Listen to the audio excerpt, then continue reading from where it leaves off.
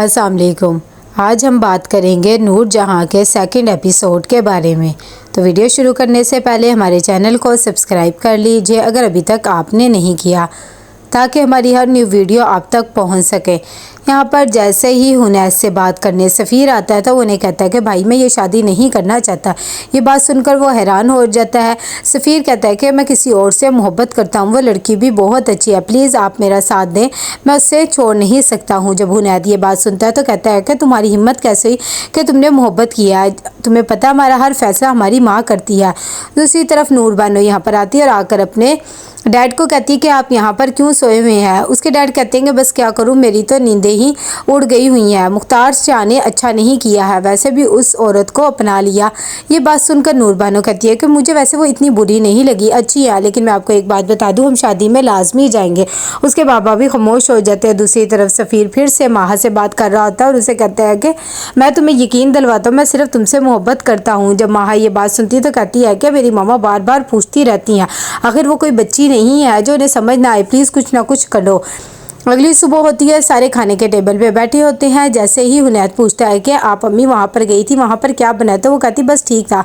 तभी हुनैद कहता है कि कोई उन्होंने बदतमीज़ी वगैरह तो नहीं की, और ज़मीन के बारे में तो ज़रूर कोई ना कोई बात की होगी ना। इस बात पर नूर बानो कहती है कि हाँ कह रहे थे, हम आपके साइन के बगैर ही वो ज़मीन बेच के रख देंगे, और वैसे भी तुम्हें उनके मिजाज का पता ही है ना कि वो किस तरह के है। जब ये बात हुनैद सुनता है तो कहता है कि मैं इसलिए आपको कह रहा था कि आपको अकेले जाने की बिल्कुल भी ज़रूरत नहीं है।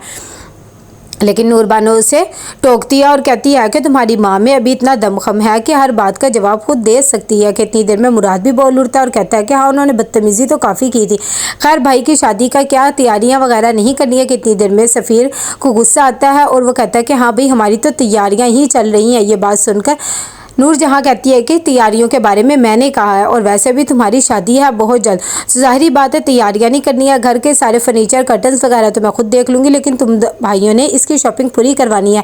इतनी देर में सफ़ीर को और गुस्सा आ जाता है और कहता है कि ये सब कुछ तुम्हारी वजह से हुआ। मुराद कहता है कि मैंने भी ऐसा क्या कह दिया है।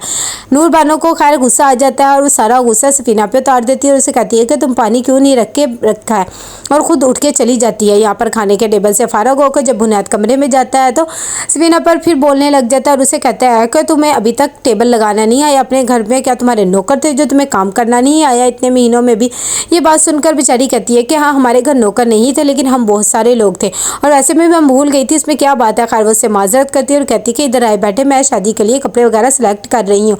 लेकिन हुनैद उसे मना कर देता है और कहता है कि अम्मा से पूछ लेना। ये बात उस बेचारी को बहुत ज़्यादा दुख देती है और वो अकेले में जाकर कहती है कि मेरी तो वैल्यू को ही इन्होंने ज़ीरो करके रख दिया, हर बात सिर्फ माँ के ही इशारों पे होती है।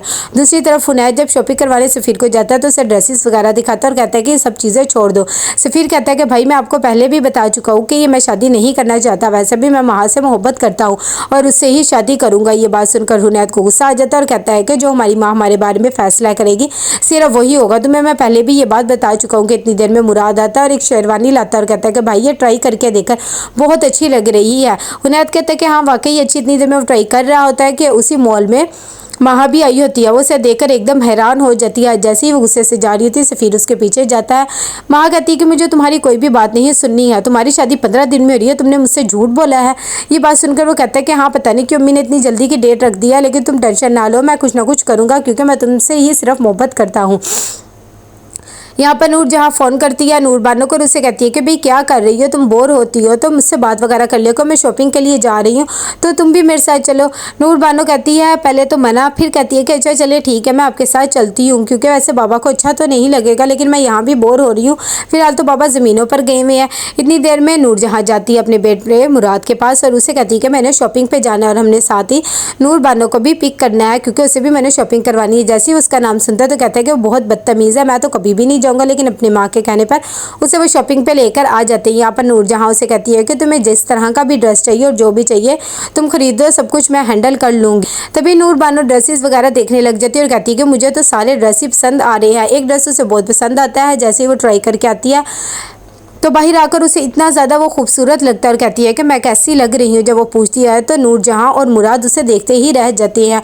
मुराद ने पहली बार इतनी खूबसूरत लड़की को देखा होता है कि इतनी देर में नूरजहाँ भी उसकी तारीफ़ करती है और मुराद कहता है कि आपने तो हमारी माँ को ही हमसे छीन लिया, वरना अम्मी को तो कभी भी कोई चीज़ पसंद नहीं आती। ये बात सुनकर वो कहती है कि बुरी बात। दूसरी तरफ नूरजहाँ और ड्रेसेस देखने लग जाती है। तभी नूरबानो उसके पास आती है और कहती है कि आप अपने लिए शॉपिंग कर रही हैं। तो वो कहती है कि नहीं, मैं अपनी बड़ी बहू के लिए शॉपिंग कर रही हूँ। वैसे भी वो प्रेग्नेंट है ना, तो इसीलिए मैंने सोचा मैं ही उसके लिए चीज़ें वगैरह ख़रीद कर ले जाऊँ। यहाँ पर सफ़ीर घर आता है तो वो देखते हैं कि तैयारियाँ वगैरह चल रही हैं। वो हैरान होता है और बुआ से पूछते हैं कि ये सब कुछ क्या हुआ है। तभी वो बताती है तुम्हारी माँ ने आज ढोल के रखी है तुम्हारी शादी की खुशी में, तो इसीलिए बस ये सब उसकी ही तैयारियाँ हो रही हैं। दूसरी तरफ सफीना जाती है जैसे ही नूरजहाँ के पास, तो वो उसे शादी का ड्रेस देती है और कहती है कि ये ज्वेलरी वगैरह तुमने पहननी है और वैसे भी मैंने ये सब कुछ तुम्हारे लिए सिलेक्ट किया है। ये बात सुनकर वो कहती है कि हाँ मैंने भी ये सिलेक्ट किया था, लेकिन उनैद ने मना कर दिया है कि इतनी देर में शाम का फंक्शन आ जाता है और उधर नूरबानो भी आ जाती है। जैसे ही वो आती है तो नूरजहाँ सबसे उसका इंट्रोडक्शन करवाती है और हुनैद को भी बताती है। हुनैद को जब पता लगता है तो वो गुस्से में आग बगोला हो जाता है कि इतनी देर में वहाँ पर आ जाता है मुराद और वो भी उससे देखकर बात वगैरह करने लग जाता है और उसकी तारीफ़ भी करता है। ये बात सुनकर बहुत खुश हो जाती है। तभी नूरजहाँ कहती है कैसे करो, तुम जाओ और जाकर इंजॉय करो। सब अपने बेटे हुनैद को समझाती है और उसे कहती है कि तुम्हारी माँ ने इसे बुलाया है और कोई ज़रूरत नहीं है कुछ भी कहने की, ये तुम्हारी कज़न है। कि इतनी देर में नूरजहाँ जाती है मुराद के पास और कहती है सफ़ीर को बुला के लाओ, कमरे में क्यों छुपा बैठा है, उसके लिए सब कुछ किया है। यहाँ पर सफ़ीर फिर से वहाँ से बात कर रहा होता है और कहता है कि मैं तुम्हें इसलिए बता रहा हूँ कि तुम ये ना समझो मैं झूठ बोल रहा हूँ। अम्मी ने आज ढोल के रखी है, लेकिन तुम फिक्र ना करो, मैं कुछ ना कुछ लाजमी करूँगा। अगर कुछ ना हुआ सब निकाह के दिन मना कर दूंगा। जब माँ को ये बातें पता लगती है तो कहती है कि मुझे नहीं लगता तुम मेरे साथ सिंसियर हो, मैं तो यही कहती हूँ कि तुम शादी ही कर लो तो बेहतर रहेगा। दूसरी तरफ नूरबानो बहुत ज़्यादा इंजॉय कर रही होती है और वो हर चीज़ में आगे आगे बढ़कर पार्टिसिपेट कर रही होती है। ये बात हुनैद को बिल्कुल भी पसंद नहीं आती है, लेकिन अपनी माँ की वजह से वो बिल्कुल खामोश रहता है। दूसरी तरफ सफ़ीर जब फंक्शन ख़त्म हो जाता है अपनी माँ के पास आता है और बता देता है कि मैं किसी और लड़की से मोहब्बत करता हूँ, वो भी बहुत अच्छी है, मैं उससे ही शादी करना चाहता हूँ। जब नूरजहाँ ये बात सुनती है तो हैरान रह जाती है कि उसके बेटे में इतनी हिम्मत कहाँ से कि एकदम वो बेहोश होने का नाटक करती है। कि इतनी देर में वहाँ पर हुनैद भी आ जाता है। वो अपनी माँ को उठाता है और कहता है कि फ़ौरन हॉस्पिटल चले, आपकी तबीयत ख़राब हो गई है, और उसे लेकर हॉस्पिटल चल जाता है। तभी सफ़ीर भी परेशान हो जाता है। अगली सुबह वो ये सारी बात माँ को बताता है तो माँ कहती है कि मतलब इसका कि तुम अपनी माँ को नहीं मना सके और तुम यही कहना चाह रही हो ना कि मैं इनकार ही समझूँ। मुझे तो समझ नहीं आ रहा मैं तुम पर एतबार ही क्यों करती हो। लेकिन सफ़ीर उसे समझाने की कोशिश करता है और कहता है कि मैं तुमसे ही सिर्फ मोहब्बत करता हूँ, देख लेना मैं कुछ ना कुछ करूँगा, लेकिन निकाह में हामी नहीं भरूँगा।